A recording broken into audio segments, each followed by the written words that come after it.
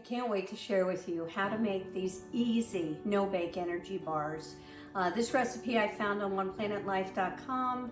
Master Naturalist and outdoors person Yvonne Dwyer submitted it, and they are awesome. My daughter plays 2 sports, and she has gone from 6:30 in the morning till 6:30 at night, and I wanted to be able to give her snacks to eat throughout the day that were nutritious, filling, gave her energy, and these bars fit the bill. Not only are they full of nuts and seeds and raisins and hearty goodness, she loves the flavor of them. So much so that I make 2 batches every week, because I keep a batch in the freezer. I give them to my husband, my friends. Now they're on order. So this recipe is so easy to make, and again, it's found on oneplanetlife.com. So I'm just going to start. It's a mixture of oats. So I have here, I double the recipe. You can use a single recipe. I'm using 3 cups of quick oats, and then I add a cup of chopped walnuts. You don't need the salted ones, just have them raw walnuts. They're delicious. I add a cup of almonds. You can use raw almonds and chop them up. I happen to have sliced on hand, so I chopped up the sliced, but either way they were good. So a cup of almonds.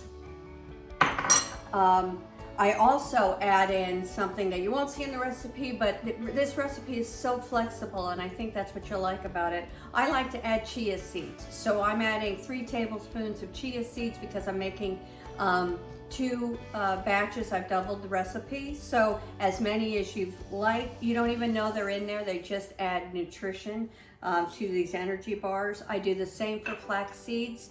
I'm adding whole flax seeds, and they are using 2 tablespoons of those for my double batch of energy bars. And then once you get those dry ingredients together, you'll see on the recipe that Yvonne says, go ahead and add other ingredients. I add raisins, so I add a cup of raisins. Again, I would add a half a cup if I was making 1 recipe. But I also, because I wanted to add a little bit more sweetness, I added some chocolate chips. The mini chocolate chips work best, but I have some whole chocolate chips on hand. I add those later, so I'll come back to that. Before I add my raisins and my chocolate chips, I'm going to move my dry ingredients. And one of the binding elements of this recipe are pitted dates. And so in a single recipe, you would use 4 pitted dates chopped up. I'm using 8 because I've doubled the recipe. But dates are very easy to handle. So I just chop these dates up into slivers, and then I chop them again and add them to my dry mixture.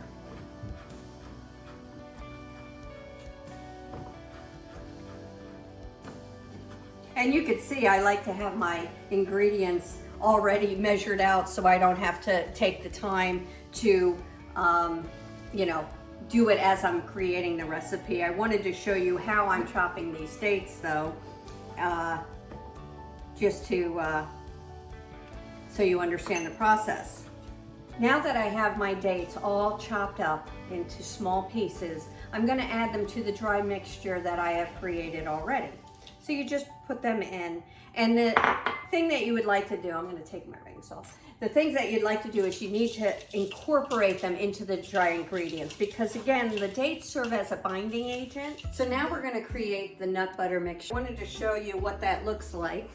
So the key thing is, when you're using nut butters, make sure you're buying nut butters that don't have all the sugar added, and try to find natural peanut butter or natural butter that is just made with the nut and oil, because otherwise you're going to have all that additional sweeteners in your recipe, which you're not going to want at all. So here, again, we just continue to warm that up until it gets to be fully combined, and it ends up being a really beautiful, shiny color. All right, our nut butter. Now make sure you don't want it to stick on the bottom. Our nut butter is combining well with the syrup, and when you use the natural nut butter, sometimes they can be clumpy because you have to mix the oils with the dry nuts. So just make sure that your mixture is well incorporated before you add it to your dry mixture. So now my wet mixture is done. I'm going to bring over my dry mixture, and I am going to add the wet mixture to the oat mixture. And make sure you get all that goodness out of their pot. And then I'm just going to mix that well. I'm actually going to use my spatula to make sure I can get all of those dry and wet ingredients mixed well before I put them in our pan. When I make a double mixture, I use a 9 by 13 pan lined with parchment paper to begin to create the bars. So you have to refrigerate this mixture for at least 3 or 4 hours or overnight, and that way when you're cutting your bars, they stay together. And this really is such a healthy, delicious recipe. It's such a good snack for kids at school. Now, you have to pay attention to nut restrictions at your schools, but you know, there's so many protein bars and energy bars on the market that are just full of preservatives and sugars and things that none of us need. And so to make these at home out of ingredients that you clearly understand, right? You can buy organic, you buy natural nut butters, delicious sweeteners like local honey, which is great for your allergies, or syrup, organic syrup. When you know what's in your food, you feel much better about giving it to your family and your kids. That's how I feel. So I'm mixing these bars together. The mixture is coming out great. So the last ingredient, now that I have my wet ingredients and my dry ingredients well mixed, the last ingredient, I let it cool for a few minutes. And you want to add, if you're going to add chocolate chips, you would add them after that step so that you do not melt them. Of course, they would taste delicious melted, but I think the idea is to have them as elements throughout your bars. So you just mix those up and finish, and make sure that these chocolate chips are well mixed into your bars, and then we're going to put them into the 9 by 13 pan with parchment paper and then put them in the fridge. All right, I have my chocolate chips combined, so now we're ready to get this bar mixture into the refrigerator. So again, I have a 9 by 13 pan, which I've lined with parchment paper. You know, use good parchment paper. I use this compostable, certified, unbleached, totally chlorine-free parchment paper. Again, it's what you're putting in your mouth, so I always pay attention to even these elements that I'm buying. So you take your mixture and you add it to your pan onto that parchment paper.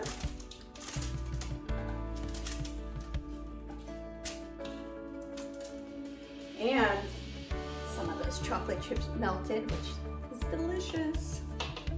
And then you want to straighten out your parchment paper, and you're just going to flatten this out so that, because again, at the end of this process, after they've cooled completely in the refrigerator, you're going to cut them into bars. And I tend to cut them into 3-inch by 1.5-inch bars, and I wrap each one of those in parchment paper individually for my family to enjoy.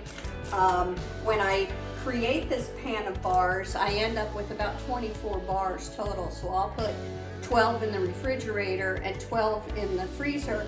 And because they last about 5 days or so, and so I just want to make sure that they're as fresh as possible. And I just pull them out, and then once I pull that freezer group out, I make another batch so that we always have these bars on hand. I was using my spatula. I am going to use my wooden spoon here just to get some strength pushing those bars down, because again, you want them to be flat, because at the end of the day, you're creating these delicious no-bake energy bars.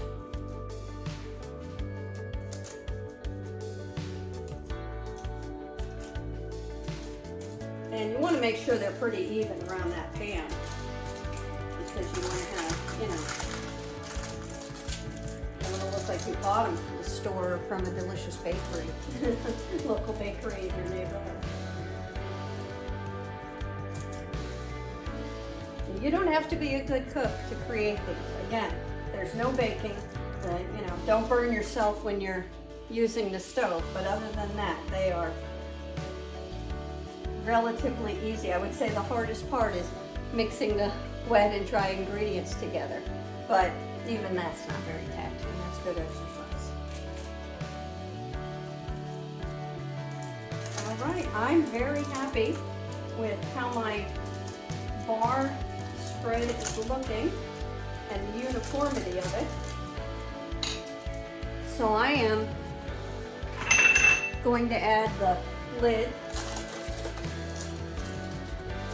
to my pan.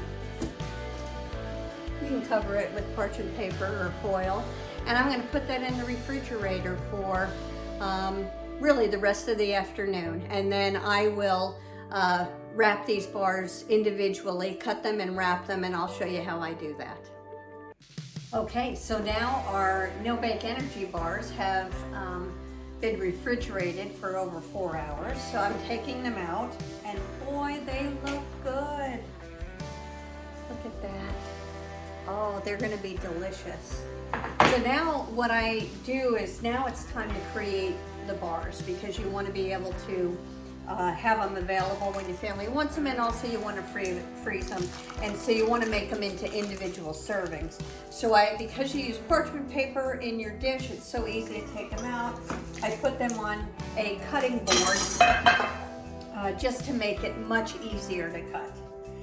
And so here you have your beautiful block of energy bar mix, and now we're just going to cut that up. So as I said, I usually do them at about 1.5 inches wide by 3 inches down. I didn't used to measure them, but I think we're okay now. And the basic thing is you probably want to get 4 rows out of your 9 by 13 pan. So take a very sharp knife, because again, and you want to do this while it's cold so that they don't break apart. So I would just go through and I would start by cutting down a row, right? So we're going to cut through this block, and boy, they are looking good. And then you want to cut across 1, 2, 3, 4, 5.